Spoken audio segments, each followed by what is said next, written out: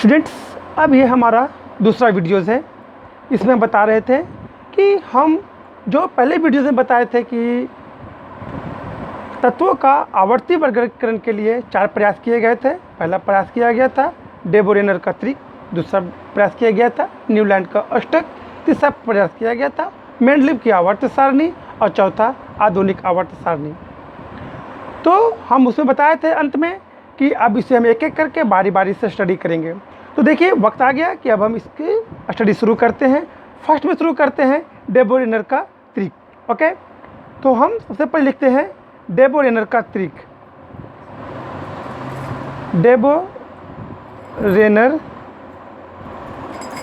का त्रिक। स्टूडेंट्स, हम जानते हैं कि त्रिक का मतलब होता है 3। ओके, 3 मतलब कोई भी 3 चीज़। तो डे बोरेनर ने क्या किया था कि इन्होंने 3 तत्व लिया। ओके, 3 तत्व लिया, उन तीनों को इस प्रकार से सजाया कि मध्य भाग वाले तत्व का भार मध्य तत्व वाले मध्यवर्ती तत्वों का परमाणु द्रव्यमान शेष आगे पीछे अर्थात दोनों तरफ होने वाले द्रव्यमान के बराबर होते हैं। तो अब देखिए उन्हीं के अनुसार हम परिभाषा को लिख रहे हैं। अब देखेंगे आप इसको, है ना। डे बोरेनर के त्रिक में कहा गया है कि यदि परमाणु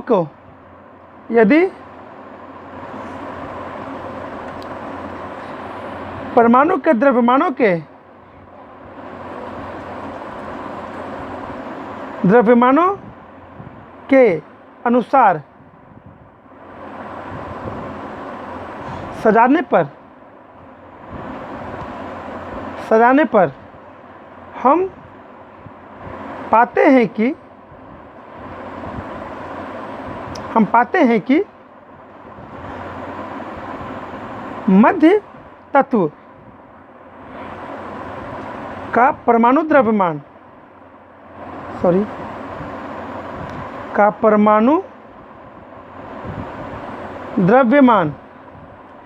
शेष दोनों द्रव्यमान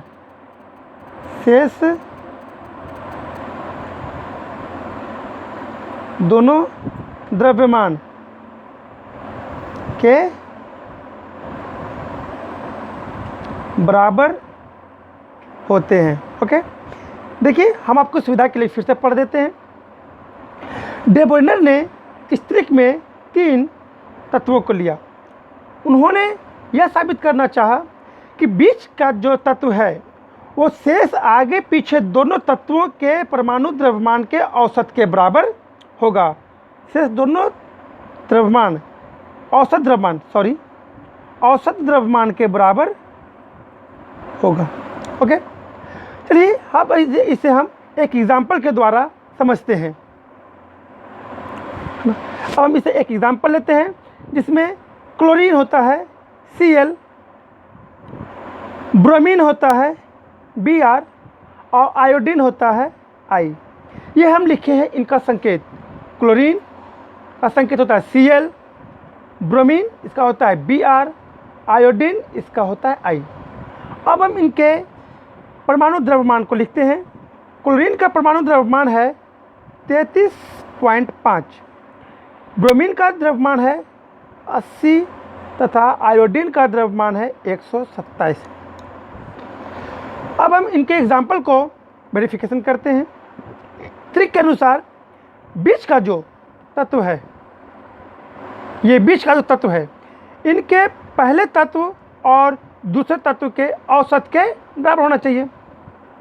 तो हम औसत निकालते हैं। हम सभी को जानते हैं औसत का फार्मूला।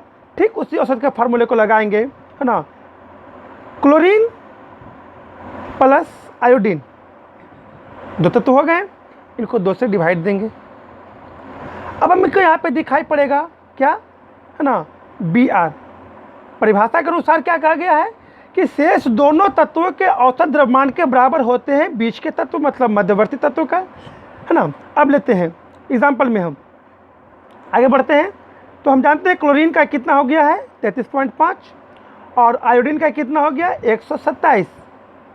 इन्हें 2 से डिवाइड करेंगे तो लगभग आ जाएगा ये। अब हम जोड़ते हैं 0.5, 7 3 10 का 0, हाथ में बचा 1, 3 2 5 और 1 6 और 1 बाई 2। इसे हम काटते हैं, काटने पर 80 आया लगभग, परफेक्टली पूरी पूरी काटे हैं, लगभग 80 आया है। अब हम देखते हैं कि 80 जो आया है लगभग में, 80 जो आया है लगभग, ये क्या है, ये बीच वाले तत्व ब्रोमीन के बराबर है ना। तो अब हम देखते हैं कि इन 2 तत्वों को जो औसत निकालने पर हर हाल में क्या आता है, लगभग बीच वाले तत्व के बराबर होता है। यहाँ पे डे ब्रोनर का ट्रिक काम कर जाता है, लेकिन डे ब्रोनर का ट्रिक हर जगह यह काम नहीं आता। डे ब्रोनर के ट्रिक का सभी जगह प्रयोग नहीं हो पाता है। इसको नोट में हम लिख देते हैं, नोट, डे ब्रोनर का ट्रिक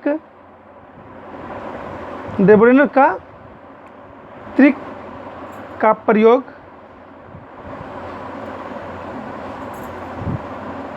प्रत्येक तत्व के लिए मान्य नहीं है, अतः मान्य नहीं है। ओके।